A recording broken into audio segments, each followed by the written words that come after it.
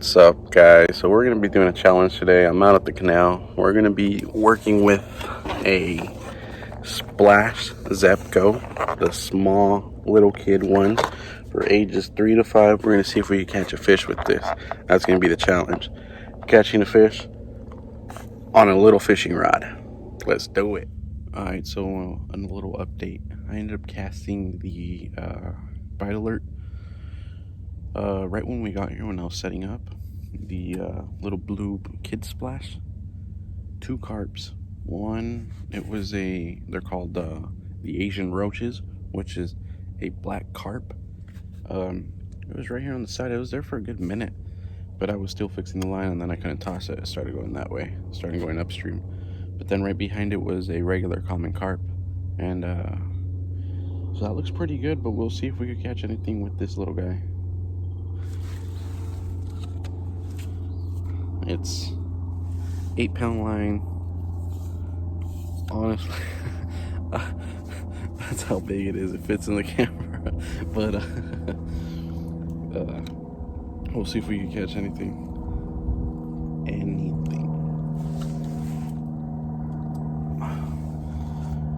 It's probably good for like catching a little. Oh, I broke it already. Imagine. Oh, so something's eating the bait. All right. You have a size 6 hook with a 3 1/4 ounce egg sinker, and current is actually really slow, so we're gonna see how that goes. I'm in a different location because someone's at my spot, but that's what I get for getting here late. We're gonna see how this one goes. We're gonna hey, this corn is pretty good. There you go. With the hook still showing. Ain't bad. And the way you cast this one is you hold it when you get ready to throw. It actually casts really good. Really good.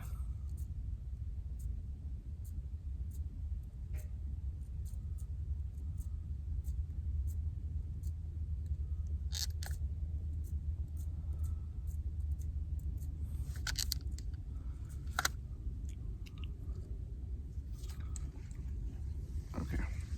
I'm gonna put this back in the spot. That's pretty cool. Cast is really good. Cast about, the canal is about like maybe 5 to 6 yards, but it cast it out to like about 3 yards center, so we'll see how that goes. But I see a carp coming. Seems pretty slow, so we'll keep on looking. They're doing some like gardening over there or some construction, so look at that. Let's see if we can get it. That's a hawk. And then when I got here, I ended up seeing a yodi. He just looked at me, and I looked at him, and he looked at me, and I looked at him, and then he looked at me, and then I went to go get corn, and then I took a bite out of my chimichanga. I come back, and he ain't there anymore. Well, he ended up probably dipping more that way to the Bureau of Land Management. There's a lot of quail. Oh, we got something. We got something on the little zebco. Oh my gosh.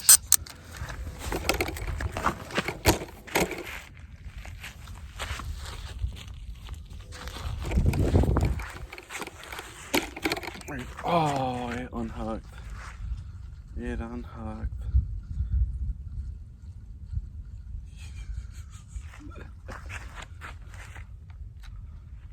Oh, that was a good bite.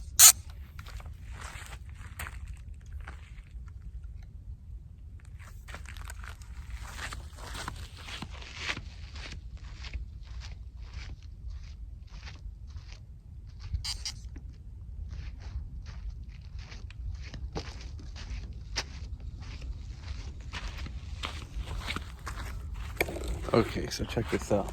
It works. It works.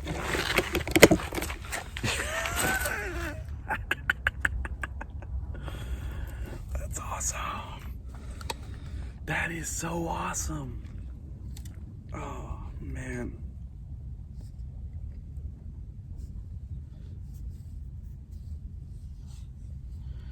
Got a little tangled here.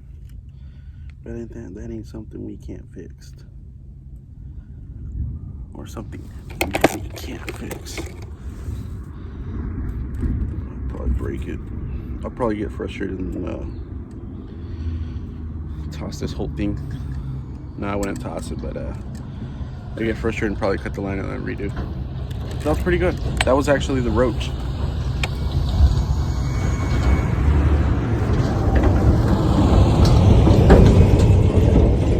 That was the Asian roach. It was black. But that's awesome. This little thing withdrew probably like 2 pounds, I want to say.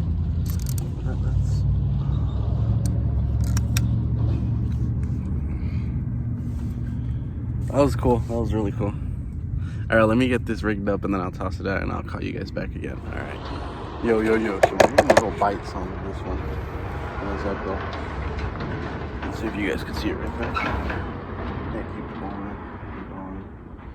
We'll probably hook onto something right now. I think the big zebco too is gonna get something. But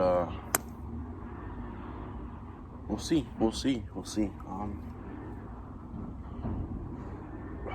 So the zebco, Battler ended up reeling it back in and did it at the center because that's where I think they're at. They're at center right now.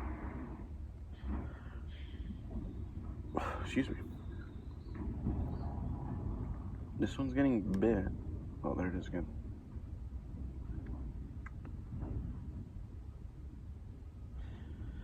Sometimes in the canal you get bites and you think they're bites, but for once, because there's current and you're so close to agriculture, there's brush on the bottom that you can't really see, or you could see on the top, but it goes with it, with the current, and then it gets hooked to your line.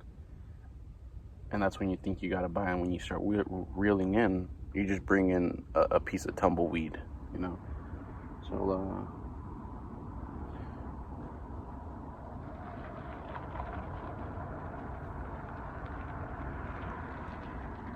we'll see. We will see. So, let me give you guys a little update. Normally I give you guys an update on how the water is. The current is going, the current is kind of slow. Really slow. The visibility is not very visible. You can't see the bottom, you can only see the sides, which is a difference from yesterday when I showed you guys. You guys could see the, or last the last time we fished, that's when you guys were able to see the visibility.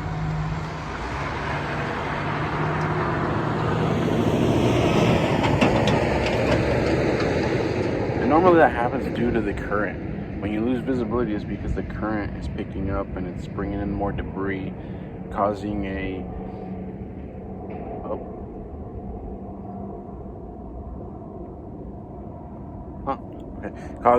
more as the debris from the bottom to lift up. When you get fast current, you get it mostly on the bottom as well. It's not just the top. And it starts picking up all the dirt from the bottom, and then it makes it really murky. So it probably picked up really bad yesterday when I was telling you guys yesterday. Why do I keep saying yesterday? Last time I came. But we'll keep looking. I'll keep you guys updated. All right, so I'm gonna reel the little blue splash, because honestly I think it was getting picked at and I don't think it has bait. We'll see.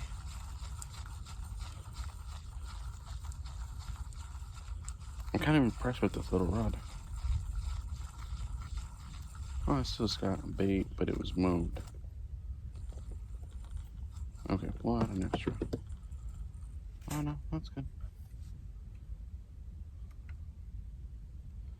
Should I do like a dip? Let's do a dip. we're gonna use the trophy trout here.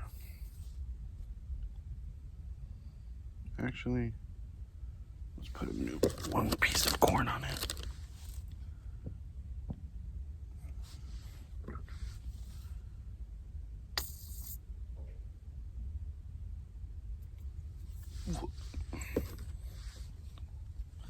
First I thought it didn't reek, but it stinks.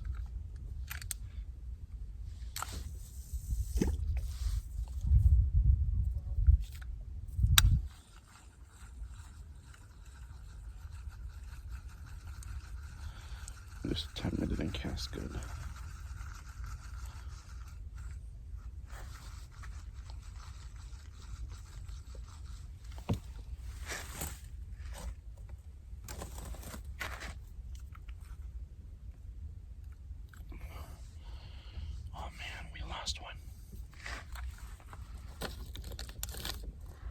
Ain't that funny that you can catch fish as long as you have a hook and a line? As long as you have a hook and a line, it makes no difference what you're using.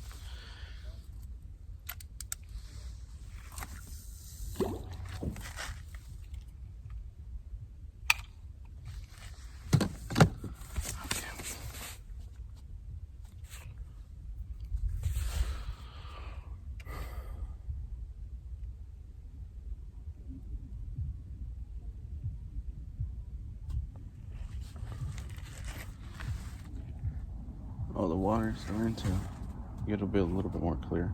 So we'll see how that goes. But that was pretty cool. That was pretty cool.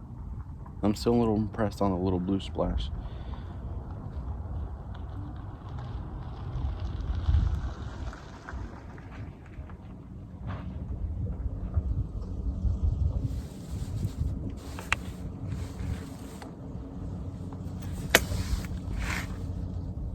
Yeah.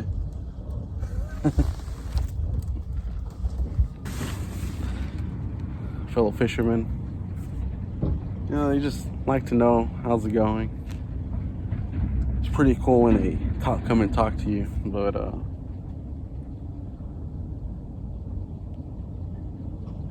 you probably thought I was crazy that I was fishing with the little splash. But we'll keep you guys updated, and I'm gonna keep on. I think I'm gonna recast this little blue one, but we'll keep looking. All right, guys. Thanks for sticking around. I might call it a quits in about 5 minutes. I'm gonna give it some time, but we haven't had any bites since. I haven't seen any fishes come to the top of the water yet. Haven't seen it for a while since the last time, since I caught that last one, or almost unsuccessfully caught the last one on the little blue zebco, kid zebco. But I'm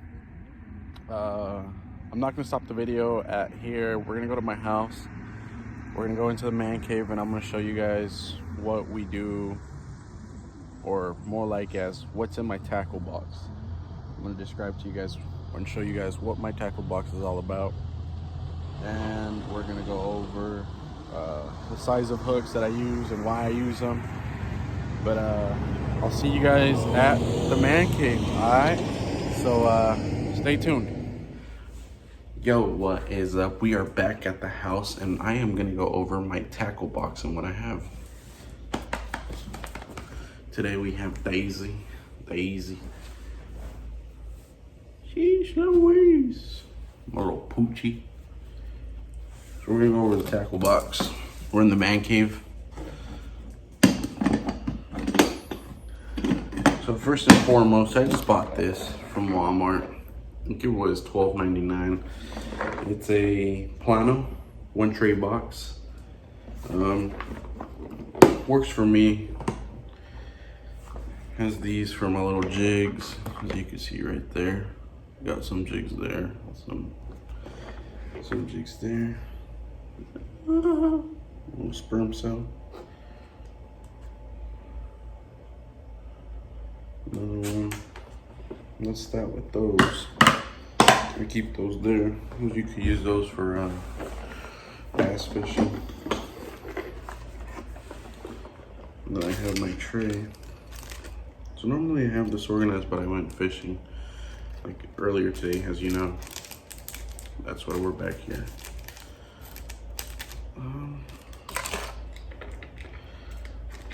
So these are the egg shots that I use for weights. This is a 1/4 of an ounce, or no, not 1/4 of an ounce. Yeah, 3/4 of an ounce right there. It's just 1/2 ounce. And I have an 1/8 and 1/16 for like egg shots.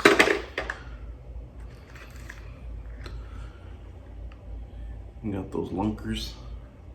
Shumano, Papi Shumano. We got some more over here.